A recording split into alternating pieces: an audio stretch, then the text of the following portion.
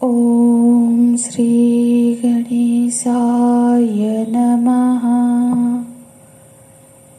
ओम श्री सरस्वतीय नमः। ओम श्री गुरुभ्यो नमः। ओम श्री परमात्मने नमः। कामैस्तैस्तैर्हुतज्ञानः प्रपद्यन्तेऽन्यदेवताः तं तं नियममास्ताय प्रकृत्या नियता स्वया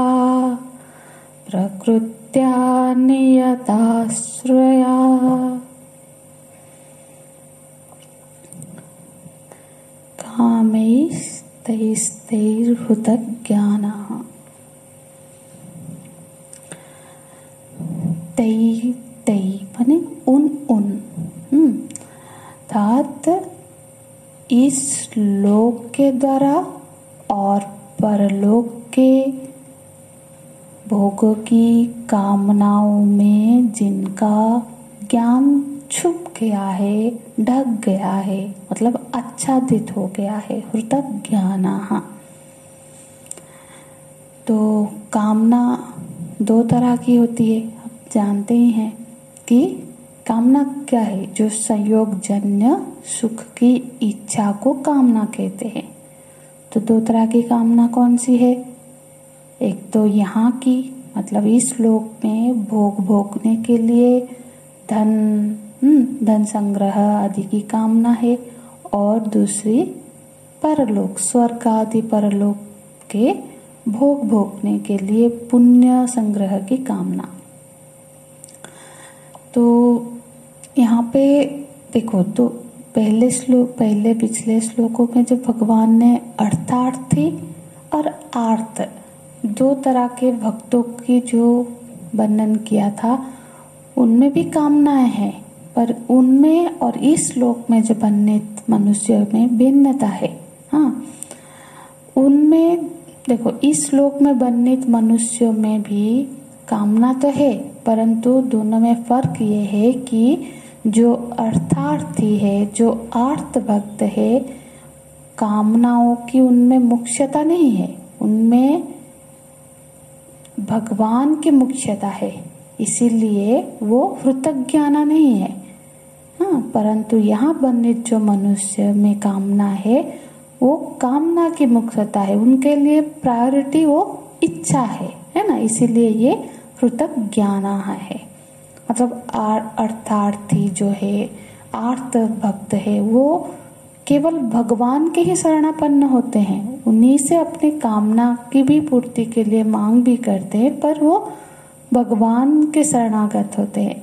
पर ये जो मनुष्य है, वो भगवान को छोड़ के अन्य देवताओं के शरण में जाते हैं। कहीं किसी बाबा के पास भी जाएंगे, कहीं प्रेत पिता से भी अपनी कामना पूरी होगी तो वहां पे भी जाएंगे। तो यहाँ जो मुख्य है वो कामना है, वहां पे जो मुख्य है वो भगवान है। ये भेद है, हमको एक ही व्यक्ति पे दोनों श्लोक नहीं सोचना है ना। तो आगे भगवान बोलते हैं, तम तम नियममास्ताय। तम तम उन अर्थ मतलब उन नियमम का अर्थ भगवान भाष्यकार क्या करते हैं कि जो देवता आराधने प्रसिद्धो यो यो नियमः तम तम, मतलब देवताओं की आराधना में जो नियम वहाँ कहा गया है, जो भी महापुरुषों ने, शास्त्रों ने बताया है, उन देवता के संबंध में जो भी नियम है, जैसे हर नियम जिस भी देवता के वो शरणापन्न हुए हैं, हर देवता की आराधना में कुछ नियम होगा। जैसे हम कल की कक्षा में सारा चर्चा भी कर रहे थे। अब कोई शीतला माता की पूजा कर रही है तो फिर वहाँ पे नियम है कि ठंडा भोजन लगेगा, वहाँ गर्म भोजन नहीं लग सकता। है ना, ये नियम है वहाँ। तो फिर संतोषी माता का व्रत कर रहे हैं कामना की पूर्ति के लिए, तो वहाँ खट्टा नहीं पूजा जाएगा। 16 सोमवार का व्रत करना है तो फिर उसकी भी विधि विधान है, पुस्तक के मिलती है, तो उस पुस्तक में बताई गई विधान के अनुसार ही वो नियम, वो पूजा होनी चाहिए। तो ये शर्त है कि अब उस व्यक्ति की जो वहाँ जो आराधना होगी, इस शर्त की पूरा करने से वो उसका जो भी कामना है वो फलीभूत होती है, बिल्कुल फलीभूत होती है। नहीं होती तो लोग फिर करते कैसे? पूजन यदि हम विधान से करेंगे, बिल्कुल नियम से करेंगे, तो फिर तो फल प्राप्त होगा ही। जैसे शनिश्चर महादेव, शनिश्चर जी की पूजन के लिए शनिवार को जाएंगे तो फिर वहाँ तिल का तेल चढ़ाना है, ये वहाँ का विधान है, शर्त है। तो हर पूजा का अलग अलग, शिव जी पे जल चढ़ाएंगे पर शनिश्चर पे जल नहीं चढ़ाते, वहाँ तेल चढ़ाते। तो ये सब चीजें जो है वो कामना पूर्ति होने में सहयोग होती है। जैसे वैष्णव देवी की आराधना किया, वहाँ की यात्रा की पुत्र प्राप्ति के लिए, और फिर पुत्र की प्राप्ति हुई, फिर क्या होता है, फिर वहाँ निष्ठा बढ़ती है, वहाँ फिर भक्ति बढ़ने लगती है, श्रद्धा बढ़ने लगती है ना। तो फिर जो क्या भगवान यहाँ क्या बोल रहे हैं कि दुनिया में तो अब देखो अन्य देवता में, और एक चीज भी हमको समझ लेनी है कि दुनिया में तो कई सारे देवता है, मतलब देवता अब सोचो तो कितने हैं। यहाँ सिर्फ हम वैदिक देवता की बात नहीं कर रहे हैं कि यहाँ कि सिर्फ वेदों में जिन देवताओं का वर्णन है वही, नहीं, जहाँ भी देवता का भावना अभी हम कर रहे हैं, जैसे किसी महापुरुष की समाधि स्थल है, वहाँ पे भी मंदिर के जैसे ही वहाँ पे भी पूजन होती है, और वहाँ पे भी कामनाएं की जाती है, धागा बांधते हैं या फिर जो भी होता है जहाँ, तो उससे भी कामनाएं पूरी होती है। तो वो भी देवता हो गए ना, जैसे गुरुदेव है, वहाँ के समाधि स्थल है, वहाँ विधि विधान वैसे ही पूजा होती है, तो वो भी देवता है। तो जैसे गुरु ग्रंथ साहिब है, तो उनकी पूजन तो 300-350 साल से ही हो रही है, तभी शुरू हुआ होगा, क्योंकि उससे पहले तो ये नहीं था। तो जब उनके गुरु ने ये कहा कि गुरु मानिय ग्रंथ, हुकुम भये अकाल को तभी चलाय पंथ, सब सिखन को हुकुम है गुरु मानिय ग्रंथ। तो सब सिखन को ये हुकुम है कि ग्रंथ को गुरु मानना चाहिए। तो उससे पहले तो गुरुद्वारे नहीं रहे होंगे, पर अब ग्रंथ साहिब एक देवता है, देवता के रूप में, ईश्वर के रूप में आराधना के केंद्र है।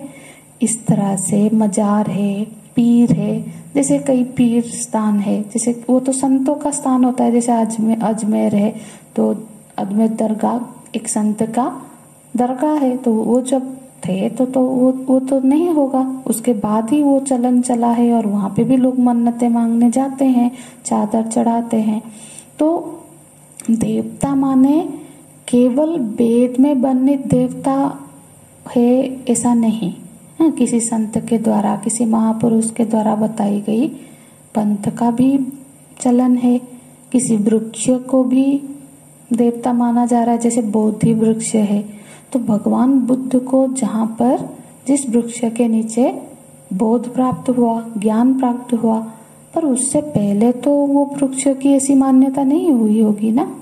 तो जिसके प्रति भी देव भाव है, बन गया है, तो इसका बहुत विस्तार हम चर्चा इसका हो सकता है। जैसे कोई वृक्ष को देवता मानते हैं, कोई किसी प्रतिमा, पाषाण प्रतिमा में देवता का मान करते हैं, भावना करते हैं, तो कोई किसी व्यक्ति में भी कर सकता है, गुरु भाव में भी कर सकता है, तो वहां पे भी वो उसकी कामना पूर्ति होती है।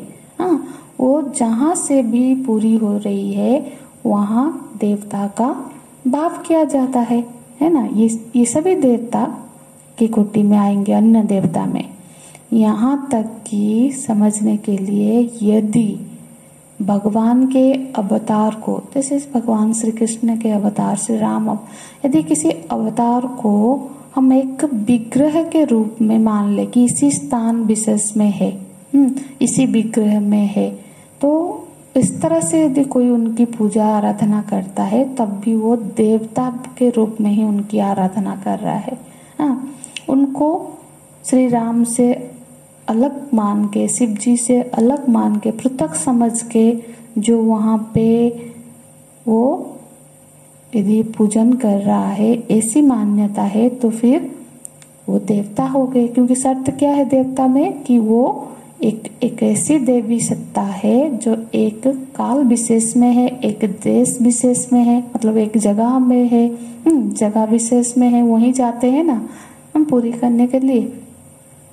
तो वो परिचिन्न है, वो श्री राम जी से अलग है, शिव जी से अलग है, ये मान के आराधना करेंगे तो ये देव आराधना हो जाएगा।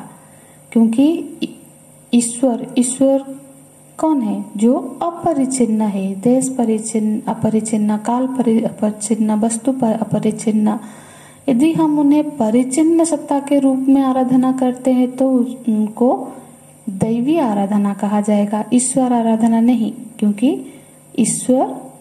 क्योंकि भगवान कैसे हैं? वो आत्मा के रूप में नहीं देख रहा है ना, कि एक व्यक्ति के रूप में देख रहा है।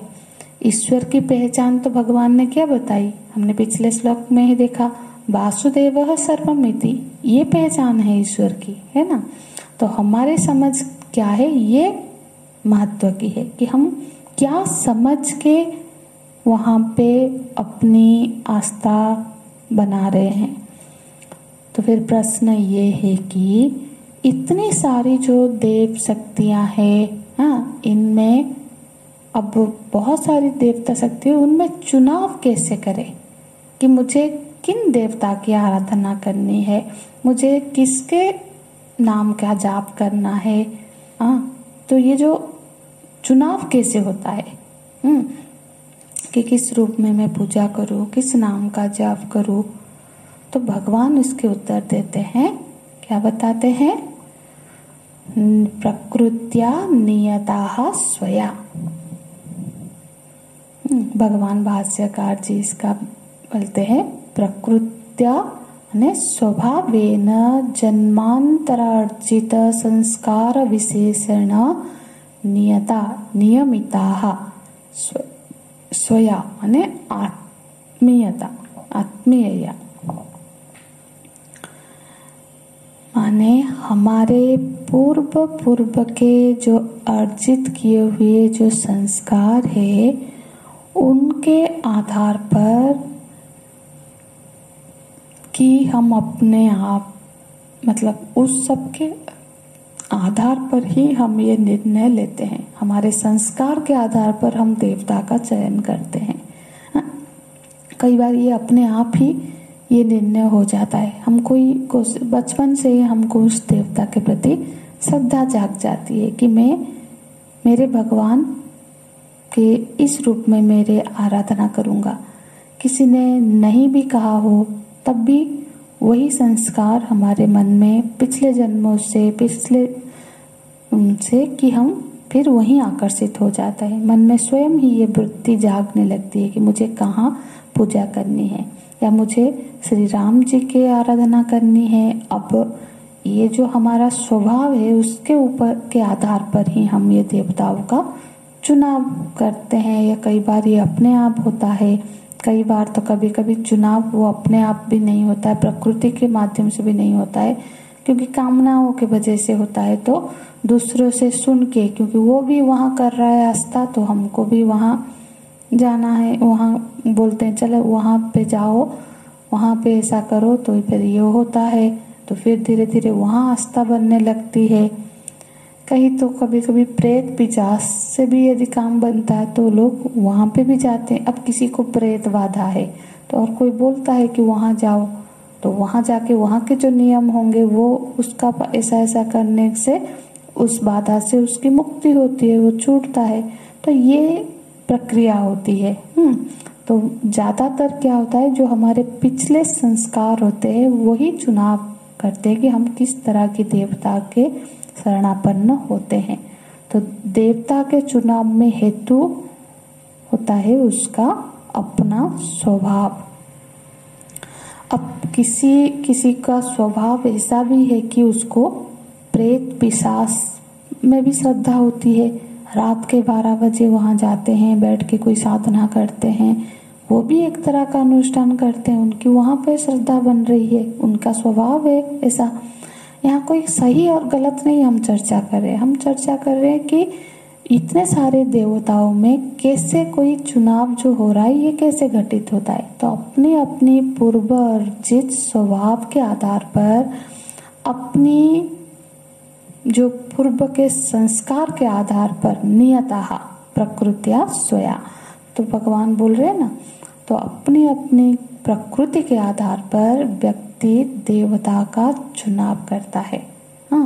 तो फिर जब चुनाव हो गया, फिर क्या होगा, पुरुष देवता के संबंधी जो भी नियम है, जैसा भी पूजन का व्यवस्था है, उसका फिर वो पालन करता है। तो उस देवता का चुनाव और नियमों का पालन क्यों करता है, क्योंकि उसके भीतर कोई कामना है जिसकी पूर्ति उसको करवाना है। तो फिर अब उस कामना की पूर्ति के लिए उस देवता के शरणापन्न होता है और उस देवता के पूजन का जो नीति नियम है, जो भी नियम है, उसका वो पालन करता है। अब भगवान क्या कह रहे हैं कि श्लोक देखते हैं आगे का, यो यो याम याम तनुम भक्तः श्रद्धयार्चित, यो यो याम याम तनुम भक्तः श्रद्धार्चितुम् इच्छति तस्य तस्याचलं श्रद्धां तामेव विदधाम्यहम्। तो भगवान कह रहे हैं, जो व्यक्ति जिस देव विग्रह में श्रद्धा के साथ अर्चना करता है, उस मूर्ति में, उस विग्रह में या फिर उस देवता में, उसके भीतर श्रद्धा क्या हो रहा है, श्रद्धा बढ़ाने हेतु वो भगवान उसके प्रति उसकी श्रद्धा बढ़ाते हैं, देवता के प्रति। तो श्रद्धा तामेव विद्यताम्यहम्। इस श्लोक का हम कल की कक्षा में विस्तार से चर्चा करेंगे। हरि ओम तत्सत। ओम पूर्णमदः पूर्णमिदं पूर्णात् पूर्णमुदच्यते पूर्णस्य पूर्णमादाय पूर्णमेवावशिष्यते। ओम शांति शांति शांति। हरि ओम। श्री गुरुभ्यो नमः। हरि ओम।